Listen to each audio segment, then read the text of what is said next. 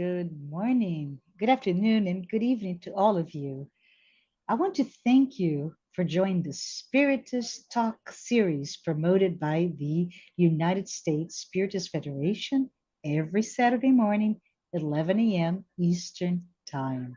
Today, I am so very happy to be here as your host and welcome LUIZ Lima, who will be leading our discussion today on The Truth Will Set You Free.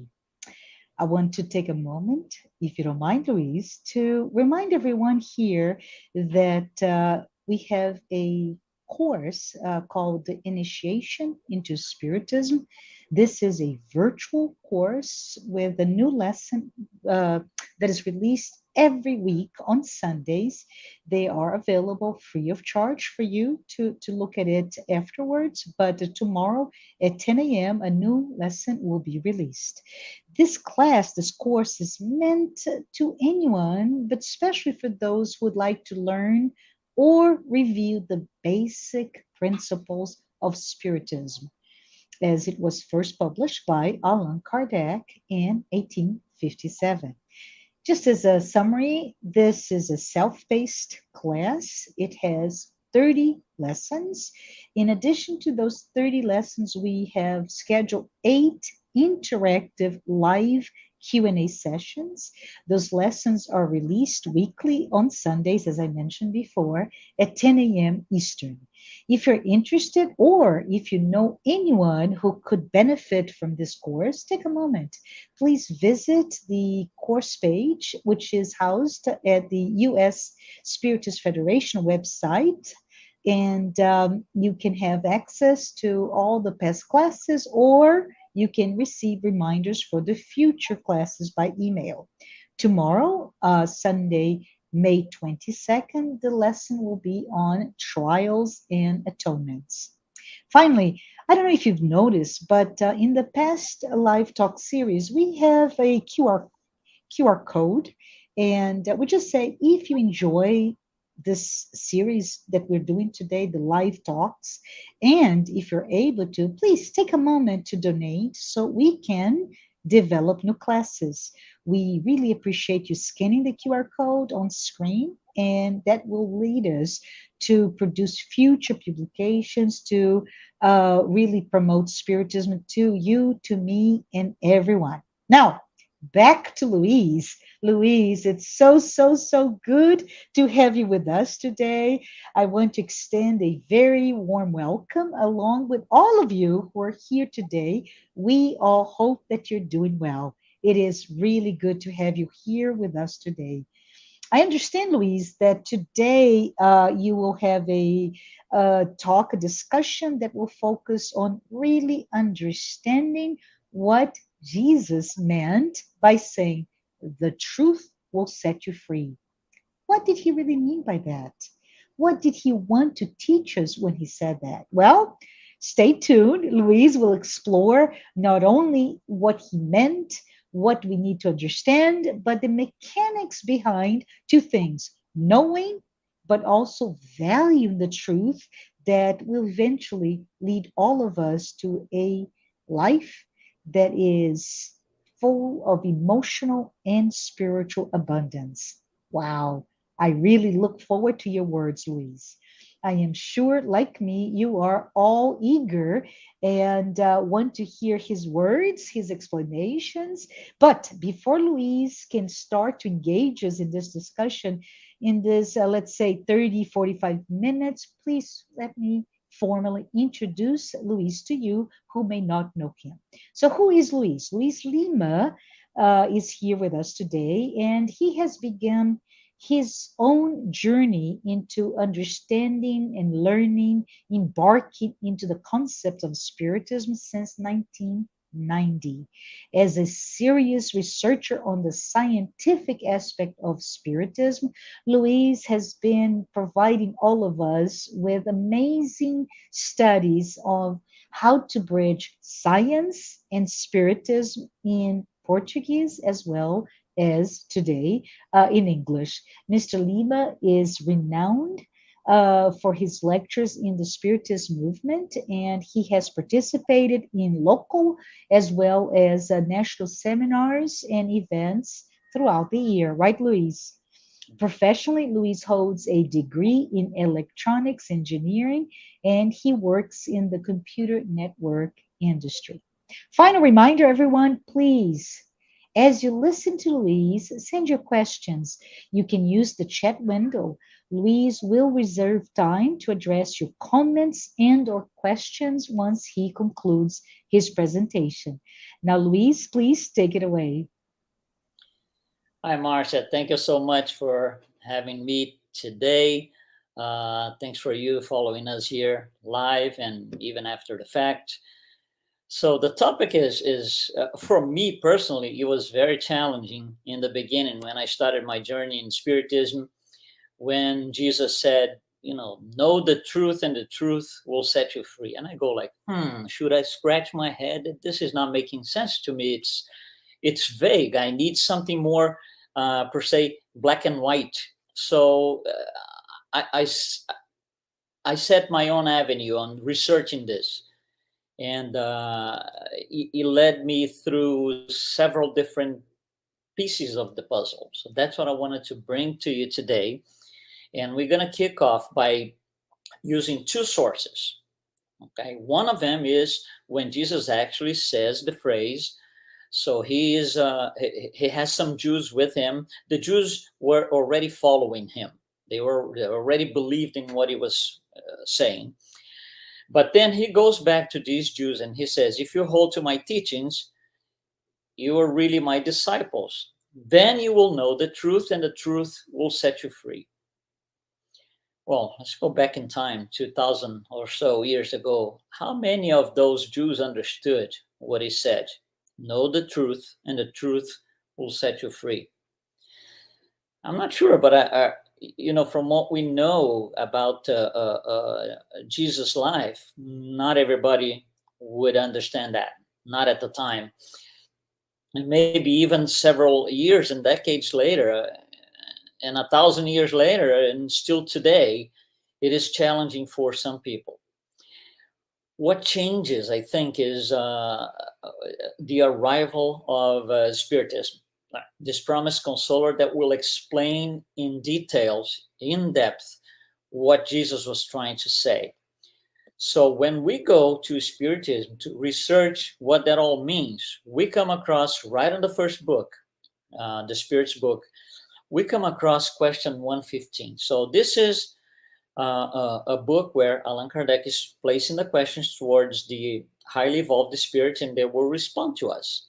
And because they are highly evolved spirits in the discarnate world, their answer is at least one layer above ours. We gotta make that sure. So the question is about, are all spirits created equal, or some are good, some are evil? That's the question, is around that.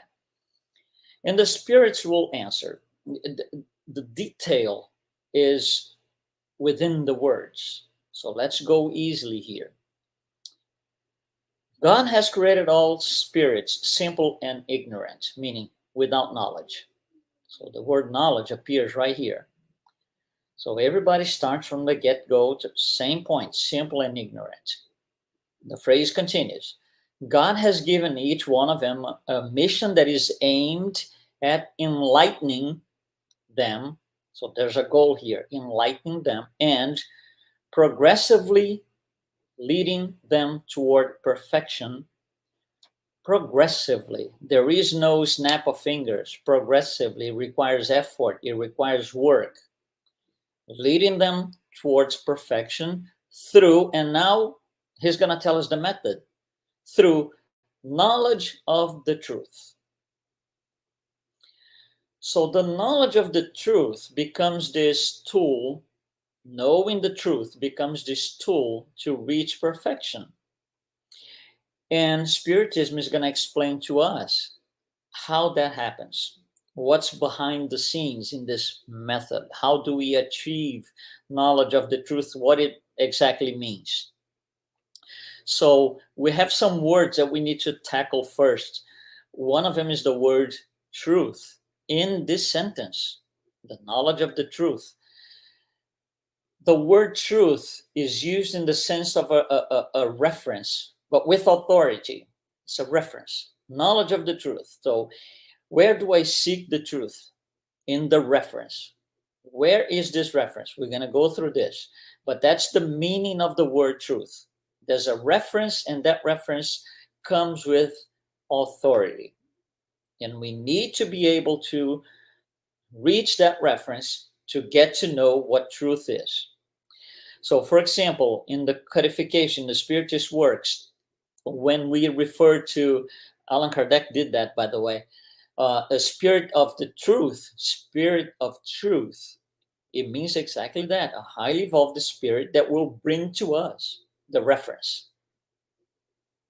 So that's the general sense of the word truth. So if we go back to the phrase, there is the Spirit's mention about progressive knowledge. So we start from no knowledge, they call simple and ignorant, and there's progressive knowledge. So what does it mean? A little bit at a time, more today than yesterday, and so and so and so. And throughout different experiences, we will get or acquire or gather more knowledge. Just like our lifetime here. We start as kids, as young babies and infants, and so we acquire knowledge to a point that we become adults with a lot more knowledge than when we were kids. So it carries the same concept. It's a little bit at a time. And that's the interesting thing. A little bit of a time here means several different lifetimes, several different incarnations. So at each incarnation, we are learning more than the previous one. So to the point that we can say, for all of us, no exception, this is the better life ever. This is our better incarnation ever in terms of getting to know the truth through knowledge. So a little bit at a time. Now, we can conclude something interesting here. If there are several different lifetimes, several different incarnations, at a given point, I have a certain knowledge. Think about an amount of knowledge, if you will. For me, at that time, and for all of us, we believe that that knowledge is the truth. So, for example, let's just say 300 lives ago, I thought that what I knew was the truth. 300 lives after, on this one, I still think I know what I know is the truth. But the truth that I believe that I know today is not the same I had 300 lives ago. So how come the truth changes? How come truth is not a moving target? So you see, we're getting to dig into the words to understand what Jesus was saying. Because the truth, the absolute truth, cannot be changed. If I'm changing the truth, I'm trying to rule the world by establishing what the truth is. And I establish what the truth is, I tell you what it is, and I kind of, in quotes, dethrone God from establishing the absolute truth. And doing this leans more towards simple and ignorant than towards perfection. So the more I try to establish the truth, the more I try to rule the world, the more simple and ignorant I am, if we put it this way, and less perfect I am. So the knowledge will be, I will be gathering knowledge. But if I believe that what I know today is the absolute truth, that's impeding me from getting better. That goes against myself.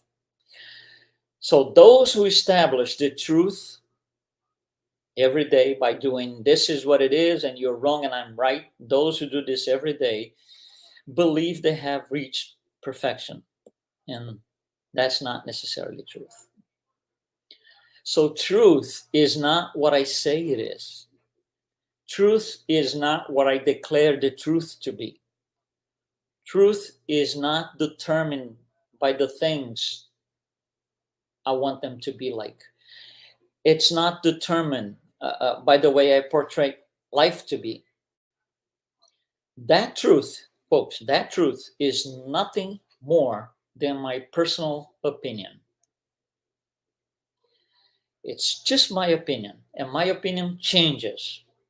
300 lives ago, I had different opinions about a lot of things.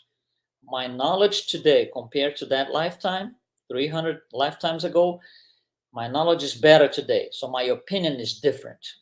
Still doesn't mean I know the truth altogether, but truth changes. You see, why does it change?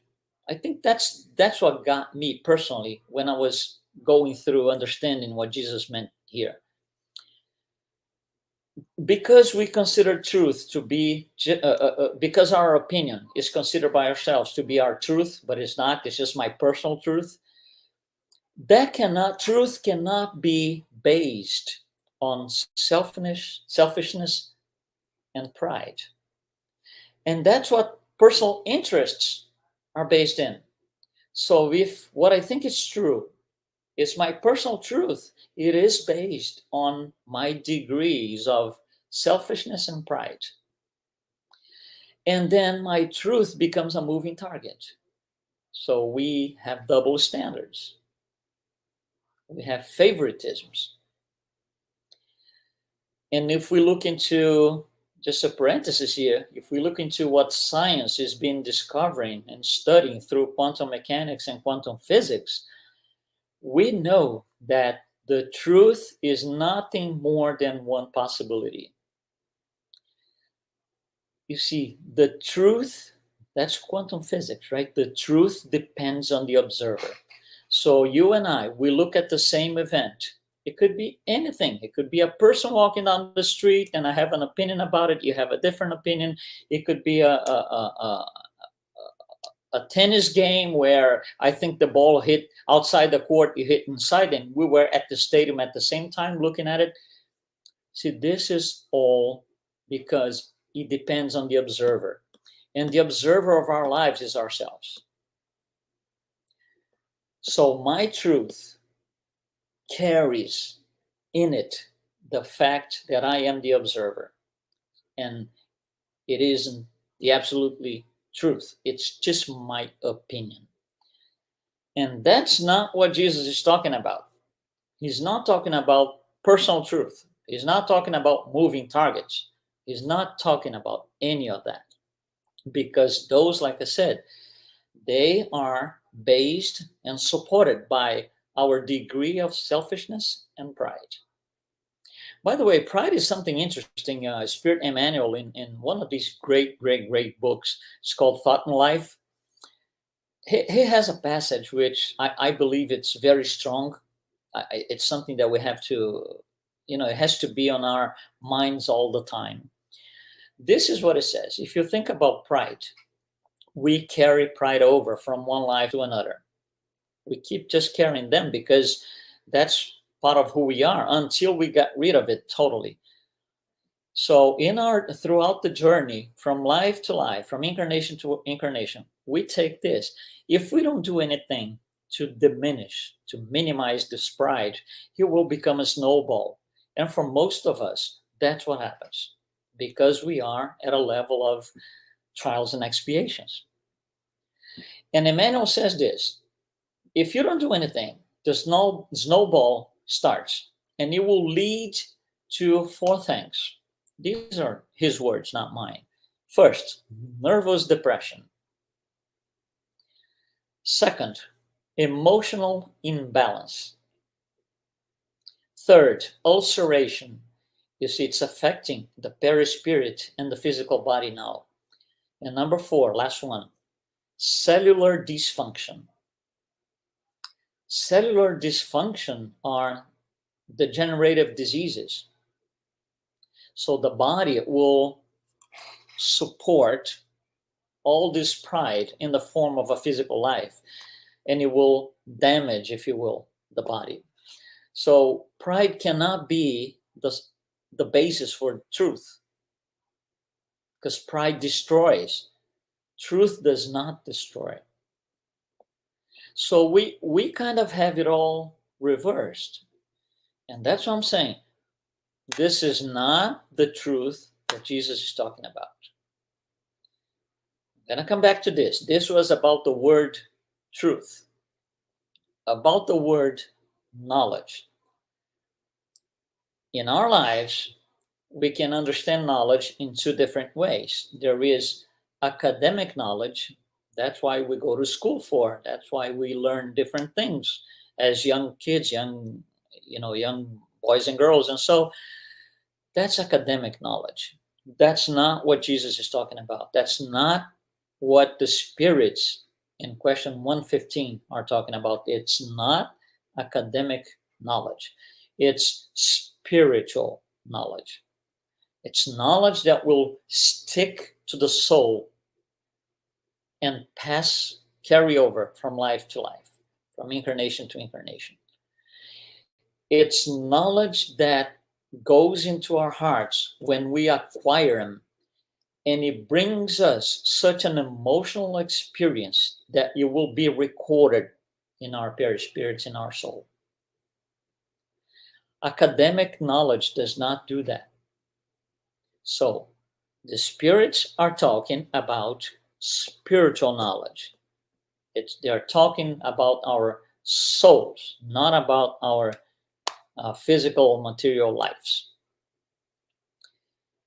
And the third thing that we need to work on as vocabulary, okay, so we looked into truth, we looked into knowledge, now we're going to look into set free, and then we're going to put it all together.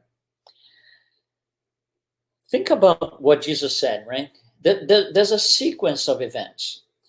Set free cannot take place before knowing the truth. Set free cannot be placed in front of or before knowing the truth. That's not what he said. He said the other way around.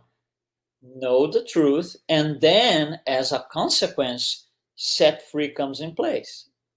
This liberating, that's what set free is, right? This idea of liberation, detachment, decoupling, disconnection from whatever it was. And we're going to get there.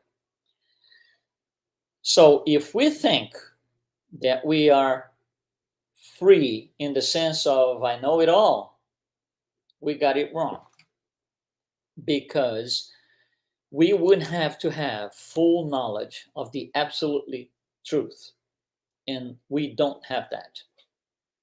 This is a space and a place for trials and expiations. And trials and expiations, meaning we do not have truth in its full extent. No. So set free from what? Because that, I think for me personally, that was a challenge. Okay, the truth will set you free. Okay, but from what? Let's try to explain this. So we're going to open a huge parenthesis here to explain what the set free means. All right, here goes. We are here because we need to learn from our mistakes. We need to get better. We need to stop doing things that we did in past lives that are incorrect. We need to learn how to make better choices. So for everything in our lives, we are presented with two choices. A choice that goes against the absolutely truth, and the one that goes with it.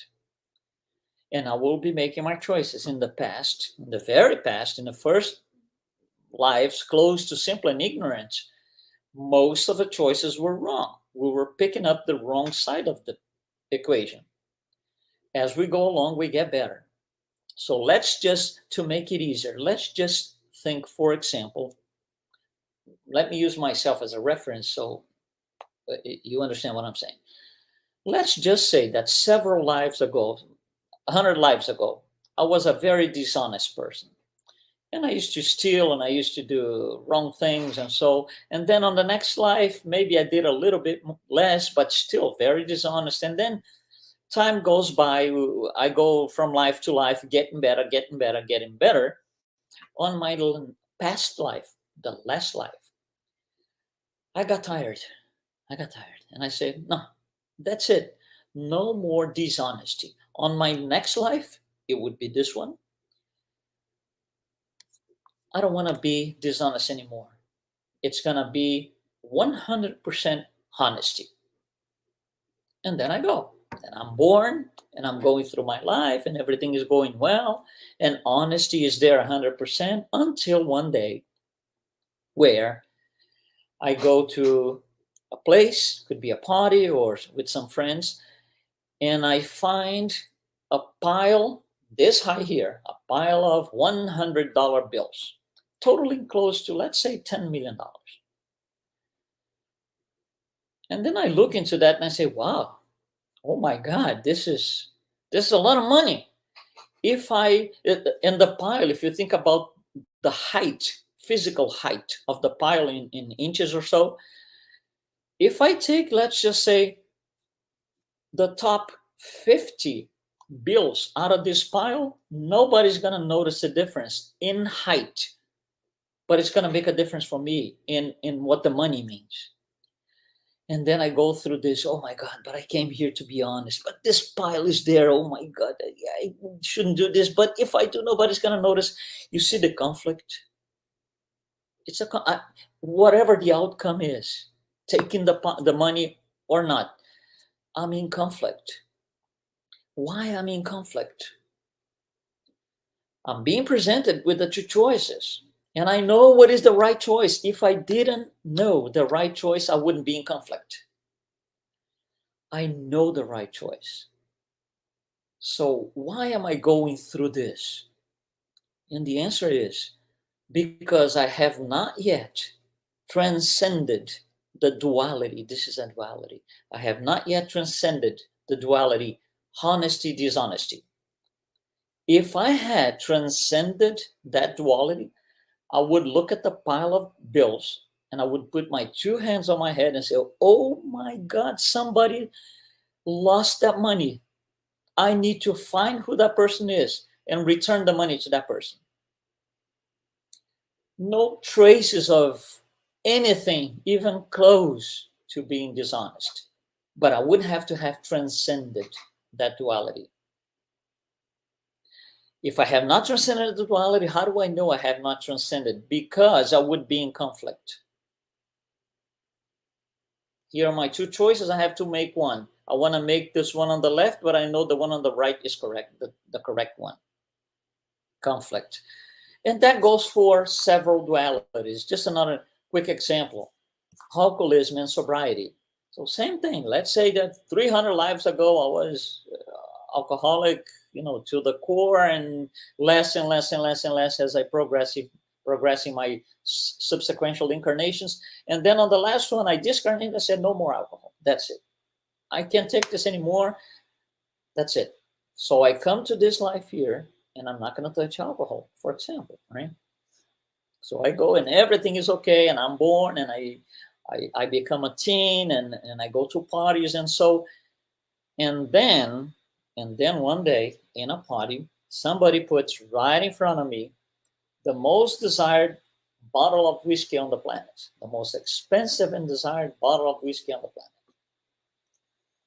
And then I shake to the core, and then I go, oh my God, this is the best ever drink that I could have. Maybe I could have just a quick sip, just put my hand in the alcohol and do like this. You see the conflict. It's building up. Tremendous amount of conflict. And why am I going through this?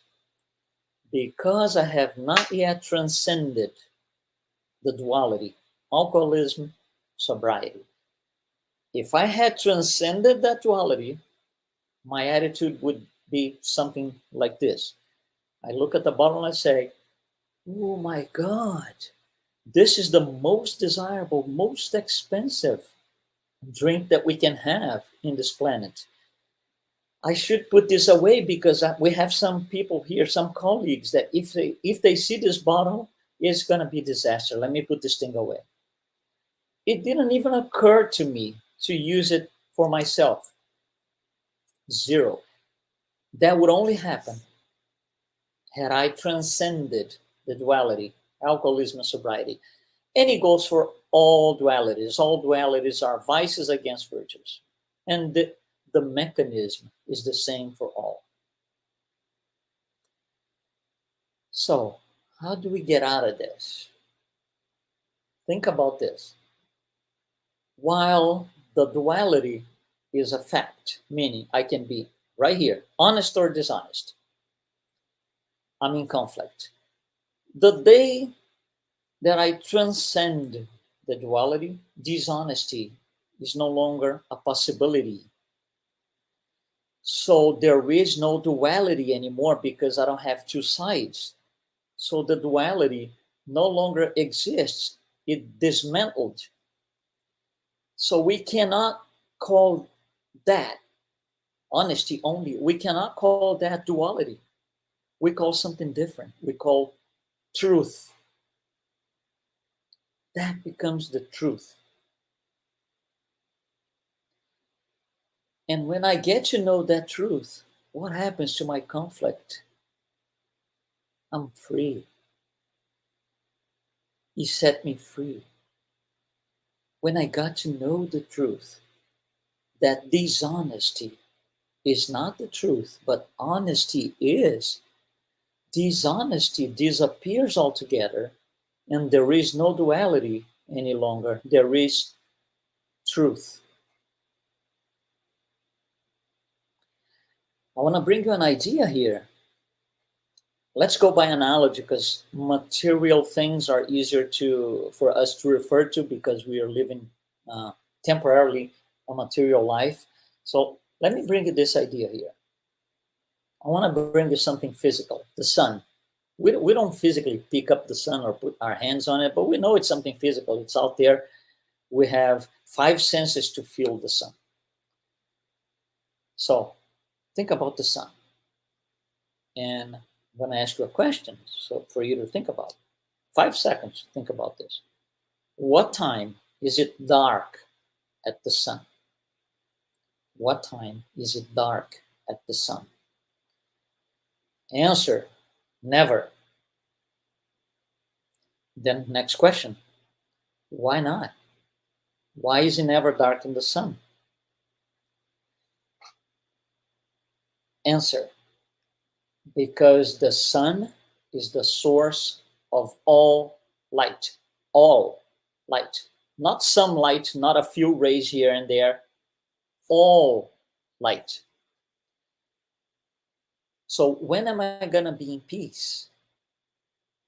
When I become the source of all peace. When am I going to be tolerant? When I become the source of all tolerance. When am I going to be honest? When I become the source of all honesty. And on and on and on. So as we go through this process, becoming the source of our virtues, the vices will disappear, the dualities dismantle themselves, and the truth comes alive in our hearts. But for now, we still need the dualities because it's necessary until we learn how to make good choices or right choices once and for all. Every duality reveals a conflict. We need to live above all of this. We need to live above all of this. We need to be the source of all virtues. So every time we are in a conflict, and that's the stage that we are, there's nothing wrong with it. That's part of who we are today as spirits, having a material life here. We will be presented with choices. And that's the truth that Jesus was talking about. gather knowledge, and truth will set you free. Free from what? From conflict, from everyday difficult situations. We will be living above all of this, one layer above all of this thing. And that's how Spiritism can help us. Spiritism will bring a new approach to life, a new philosophy that teaches the truth by using a moral reference brought by Jesus. So the words of Jesus set a moral reference for a new philosophy of life called Spiritism that we can use. By the way, if you're listening to us right now, next week we're going to be here talking about the words of Jesus. We're going to talk about this topic next week. For now, let's go back to know the truth, and the truth will set you free. You see, any other form of truth, like we said in the beginning, personal truth, all of those, any other form of truth that is not the truth Jesus is talking about will make us prisoners. Any other form of truth will make us prisoners. The only form of truth that will set us free is the absolute truth that he brought to us as a moral reference that we need to learn, feel, and practice. Feeling that truth, feeling these experiences is what makes us gather knowledge. Gathering knowledge, I'm dismantling dualities. I'm really progressing towards perfection. I'm leaving behind further and further simple and ignorant. I'm walking away from that altogether. It's a matter of choice. There's free will here. You see, like Paul said, I can do everything, but not everything is convenient. I can do everything, yeah. I can do a lot of wrong things. I can love going through dualities and conflicts. I'll get tired one day, but it's my free will. And I might love knowing the right choice, picking up the wrong one. It's free will. Of course, there are consequences because I'm not using the moral reference that sets the truth. I'm using a truth that is a moving target. When it moves, I need to recalculate my route. That's what GPS does, right? I have to recalculate my route because my truth, the one that I established myself, it changed because I learned something more. So we are going to be always going after all of this, after the truth. And in the beginning, from simple and ignorance to a certain point, it will be a moving target. When we understand what it means, it's going to be different because I don't want any moving targets anymore.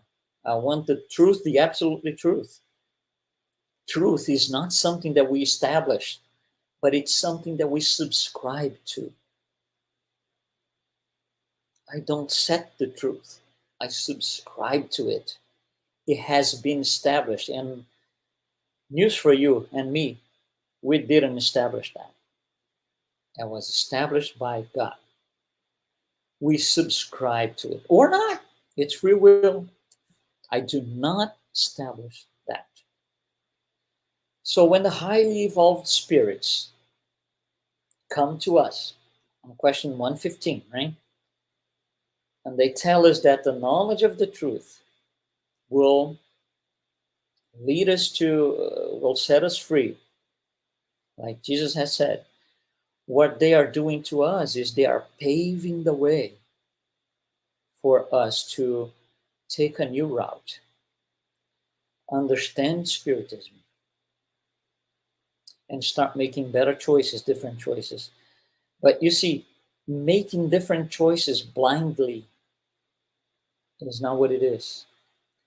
Because I can be in front of the pile of the money, of money that I used as an example, and I can go like, let me ask somebody what I should do here.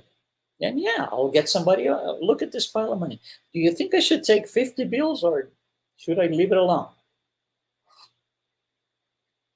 You see, that answer is not coming from, is not paving my way. It's not doing anything for me. That's not Jesus, because we will not internalize this. We will not bind this to our souls. It's just a passing event in one life. The minute that I can explain to me, right there to myself, see, I could take this money, but I'm not taking the money. And I'm not taking the money, not because, I'm here right now with a lot of people watching. No, I'm not taking the money because I learned what the actual truth is.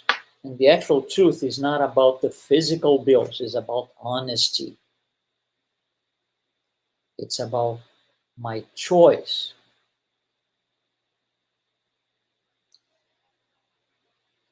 One interesting thing that I always bring is the story. I'm not going to tell you the whole story, but Nelson Mandela, we all know what the story is. Nelson Mandela was incarcerated for 27 years. 27 years. For something that, at the time when he was arrested first time in 1962, he couldn't even figure out why he was being incarcerated. So he was asking around and no answer. No straight black and white answer. You're being incarcerated because of this, and no. The answer was just shut up. Shut up, get into your cell, stay there. A few years later, I think 3 years later, that's when a formal declaration of why he was being incarcerated came to be known. He was being incarcerated because he was challenging the government because, of the apartheid. He did not support apartheid. Okay, so he spent 27 years in prison. Long time. Long time. When he left prison, can you imagine the day he left prison? The number of people outside, where he was, journalists, people asking, trying to ask questions, journalists trying to get him for interviews and television and radio and whatever else you can think of. So he gets out. He looks at all of that and he says one phrase. He said, "The minute I left the prison, I knew I had to leave everything behind. Everything is not physical, it's hatred, it's anger. I knew I had to do everything behind. Otherwise, I would still be imprisoned."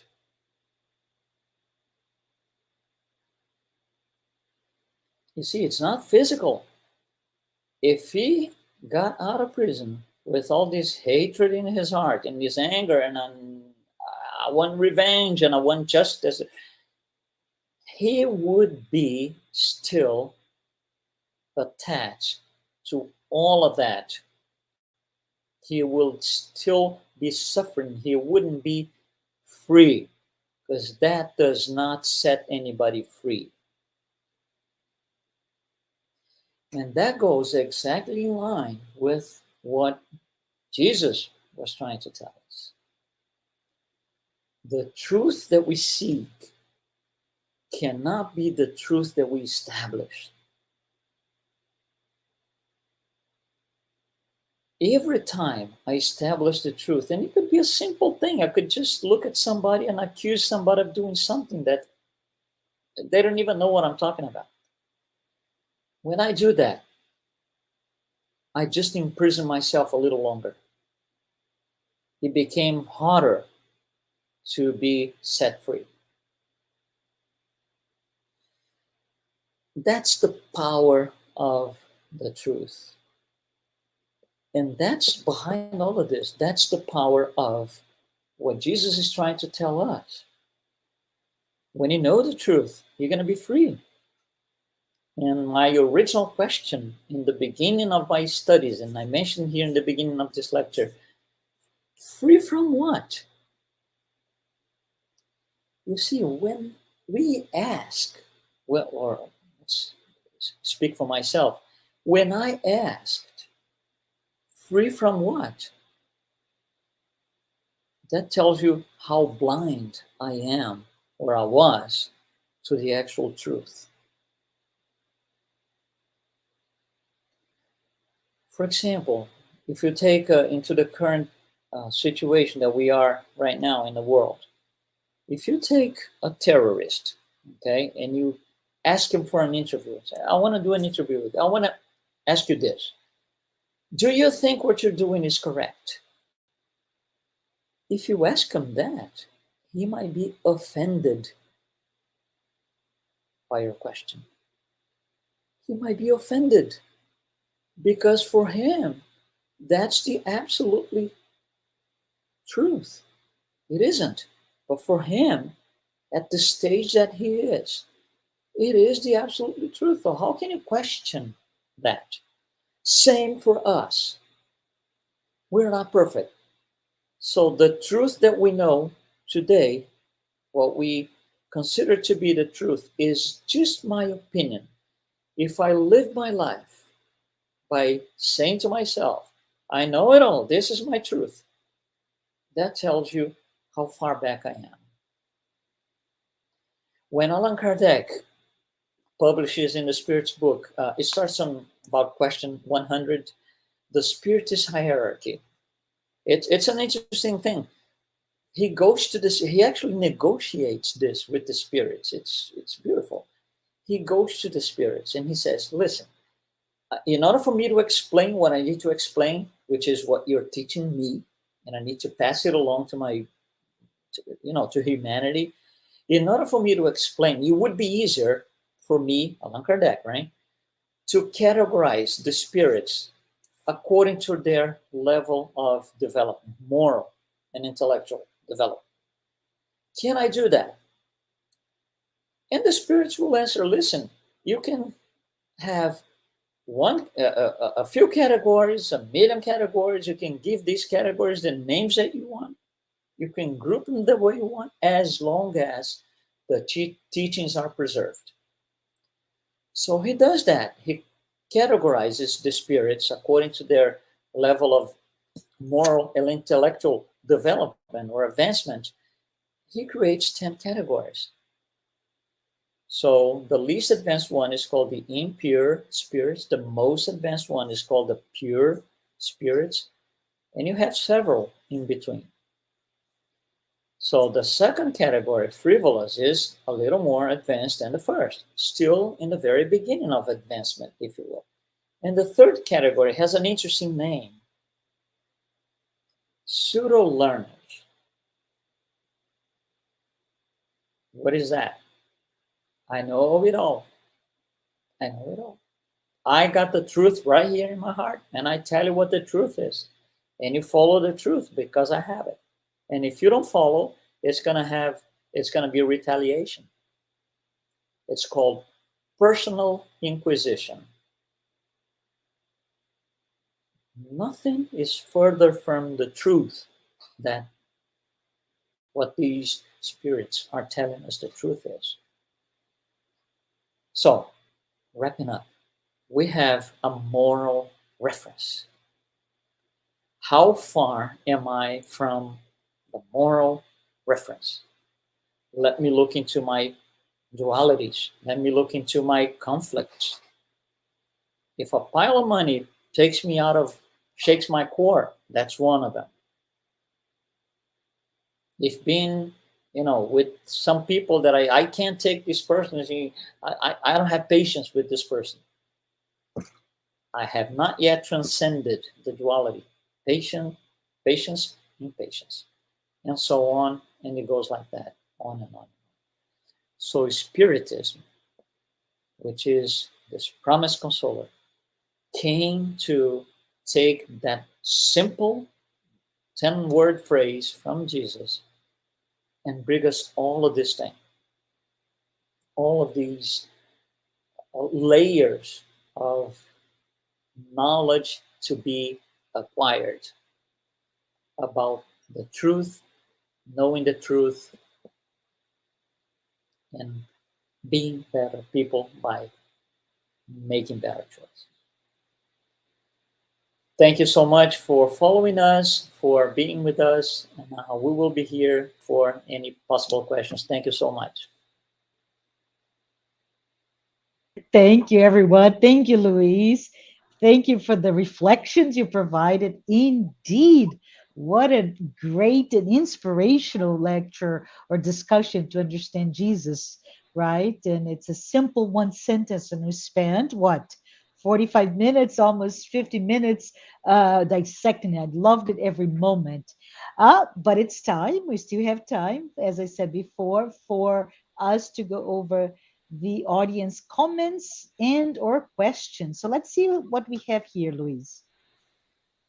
Okay. So the first one is from Kirsten. Hi, Kirsten. Kirsten said, Luiz, we live in a society where personal truths run agendas. How can we get more connected to Jesus's truth instead of being clouded by our own? Yeah, I think first of all, understanding what he meant by truth. That's not moving target. It's the absolutely truth.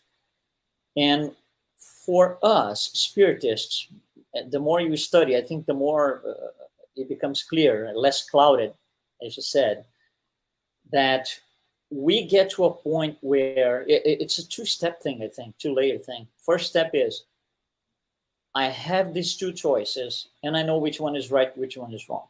That's already good. When I reach that level 1, that's already a good thing.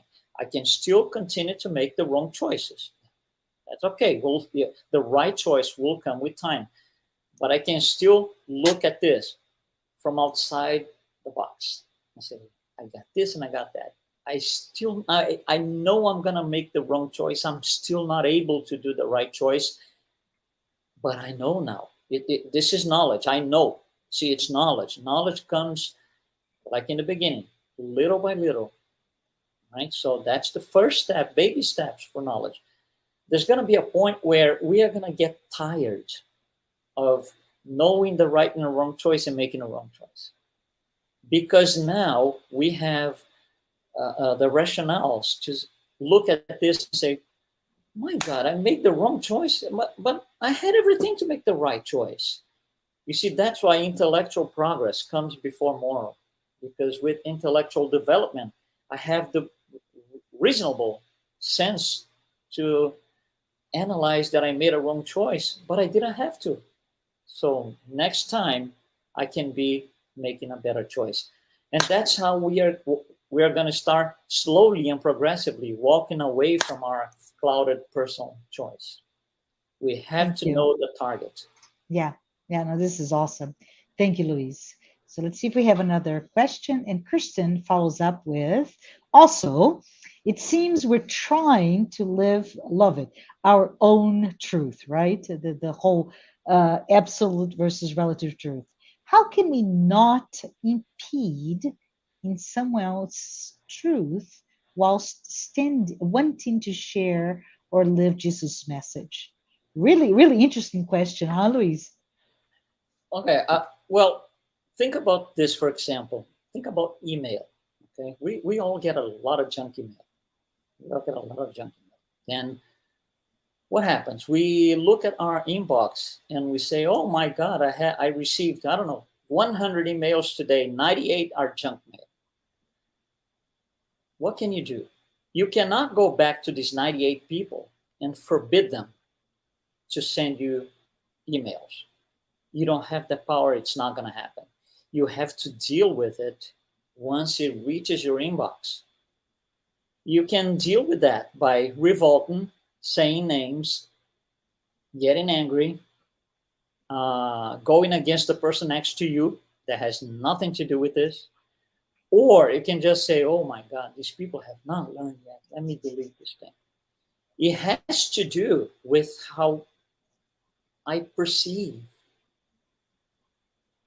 And it's different for every one of us. We are all in different stages of evolution. How I perceive is what's going to make me closer or further from the actual truth. I cannot be angry at somebody because they are right on my side due to something that somebody else on the other side of the planet did.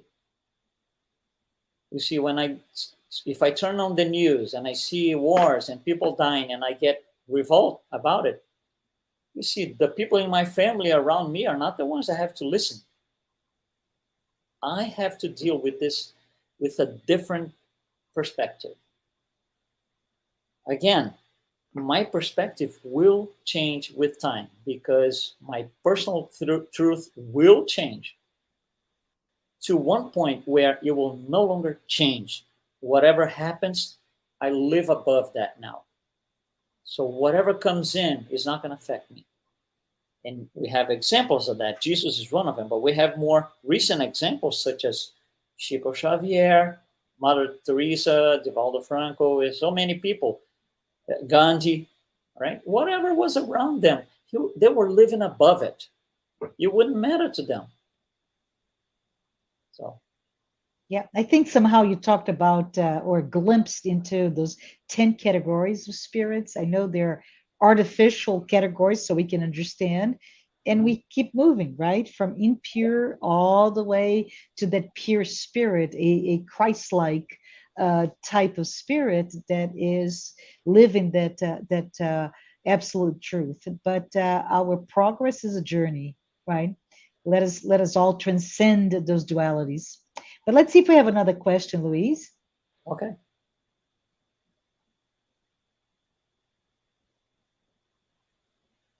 I don't know if we have another question.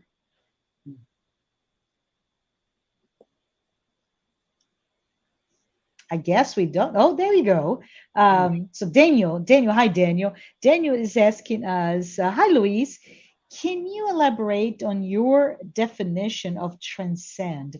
And I know you use that a lot, and I loved it actually, LUIZ, that you use that to discuss different concepts, but the idea of transcend is really key in better understanding. So great question, Daniel. Thanks, Daniel. Yeah, transcend means leave behind. I passed something. This is behind. This is not. I'm not looking back. I have conquered. I have reached a certain milestone, and the milestones prior to those, they were part of the past. I have transcended them. So I have been. When I say I have transcended this duality, means I was able to live above that. That no longer exists, no longer part of my life. That's the sense behind transcend. May I add something, LUIZ, if you don't mind? I just keep when you first talked about it, the notion of transcending the duality, and of course you used very material, right, vices, addictions, etc. So it's very easy for us to understand. The word that came to mind was overcoming. Right. A challenge, right? And but when you put into the transcendence is really getting to a stage that whatever that may be, material, spiritual, moral dilemma, whatever, the conflict within no longer has a hold on us. We are above. So yeah, I love what really, you said. really great. I love what you said, overcome. But you see, that's interesting. Overcome means it still exists. And I have to pass over it. Yes. Yes. transcend that does no longer exist.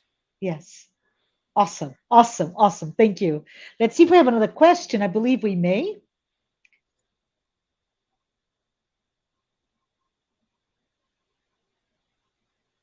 Okay. Hey, Yasko. Yasko Arakawa has sent another one, and she says, "Hi, Louise. Great topic. I agree, Yasko.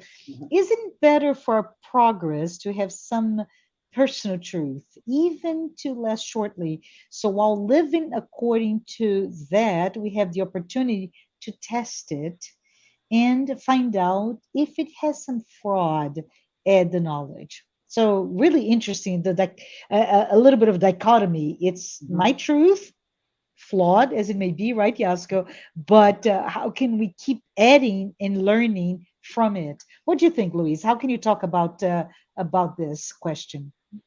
Yeah, Yashko, thanks for the question. That's exactly what it is. Our personal truth is, like I said, we are at the best life ever. So right now, this second is where we were able to collect or gather the most possible amount of knowledge right now. And yes, I will add more knowledge as I go along. So my personal truth is gonna change and approach. One day is gonna approach the absolutely truth. Yeah, that's how we get there, by adding to our personal truth. And that's why I say the personal truth is a moving target. Mm-hmm. It will not be the same 3 lives from now. It will not be the same 50 lives from now. So yes, by adding more knowledge to our personal truth, that's how we get enlightened. That's what the question 115 says, right? The mission of the spirits is to get enlightened. That's how we do it. That's awesome. Yeah.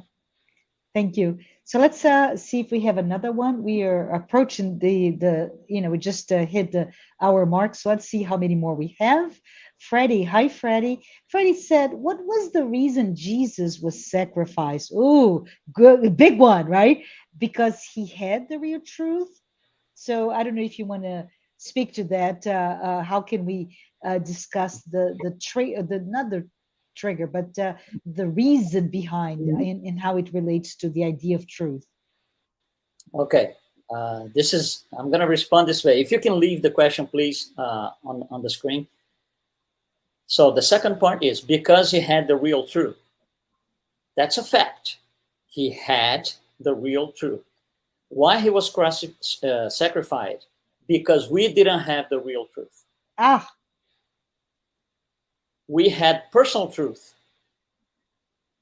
In the Sanhedrin, in the Roman Empire, all of us, whoever was in there, we did not have the real truth. Our truth at the moment was the best we ever had for the time, but it was very, very, very, very far from the absolutely real, as you say, truth. So why did he get sacrificed? Because we didn't have the real truth. We established the absolutely truth. We stamped the absolutely truth with our personal truth that said, put him on the cross. yeah, it's very interesting, right, Luis? How Freddie put it in. So I love the question. Thank you so much, Freddie. How can we do this? How do we do this to ourselves today? Not to Jesus, but some other opportunity to sacrifice other truth, the absolute truth without truths. Yeah. But Patricia de Hoyos, hi Patricia, she's saying, Louise, our moral weakness might be the ones that hold us from really understanding or embracing the universal truth that our blessed doctrine revealed to us, so as our master in his parable. So it's a question, and I did not make it into a question, so my apologies, Patricia. So she's asking, is our moral weakness is holding us from those truths revealed to us? Yeah, hi Patricia, nice to see you here again. The moral weakness is exactly the reason. Our level of advancement, moral and intellectual, by the way, it's a combination of both. Our level of advancement does not yet approach perfection. So certain things that we look at, certain situations that we look at, makes us keep producing or the outcome are wrong choices. We still do this. We still do a lot of our outcome in our decisions are wrong, and they are wrong because we are in stages that we are at a lower stage in comparison to perfection. But yeah, it is moral weakness. Thank you. Thank you, Patricia. And thank you, Luis. Let's see. I think we have a time for a couple more. Hey, Kirsten. Kirsten said, we live in a very repressive society. Luis, do you think the best way to fix the duality is to deny the part of us that want us? I think she was talking about the money, right, Yeah. the wallet. Is it the way to fix is just to deny the desire, the will, the wish to take the money? What are your thoughts? All right, I'm going to ask you to leave the question, please, again. We live in a very repressive. Oh, no. Leave the question on the screen. Oh, leave the question, not read the question. No, okay. Okay. Yes. So I'm going to respond as a physical quantum scientist would. Okay, don't get scared. Here's Bring it on. Bring it on. To fix the duality is to deny the part of us that wants to take the money. If there's a part in us to take the money, the duality is still there. We have not transcended. We are the observer. We are imposing our truth on the situation. Our truth is, I could take the money or I could not. So regardless, if the society is repressive, because we had people living in repressive societies with us, like Gandhi and Mother Teresa, and so these people were persecuted. They were under tremendous repressive situations, and it didn't affect them at all because there was no part in them that wanted to take the money. If there is a part in us that wants to take the money, we will feel the repression, but it's not from the society. It's from within. The conflict is internal. You see, it's like don't blame who sent the junk mail. There's no point. Deal with that. So it's the same thing here. If we have this in us, it's internal conflict. It's not the society. So to quote Joanna DeAngelis, right, Kirsten, and I'm sure she's agreeing with me here. It's part of our existential conflicts, and we need to manage them until they're no longer there. Right. So thank you, Kristen, for the question. Let's do one more before we say goodbye. And the United States Spirit Federation sent this. Thank you, Luis, for connecting this teaching with the concept of our world of trials and expiations. Can you discuss the notion of being set free from the perspective of the law of cause and effect? Yes.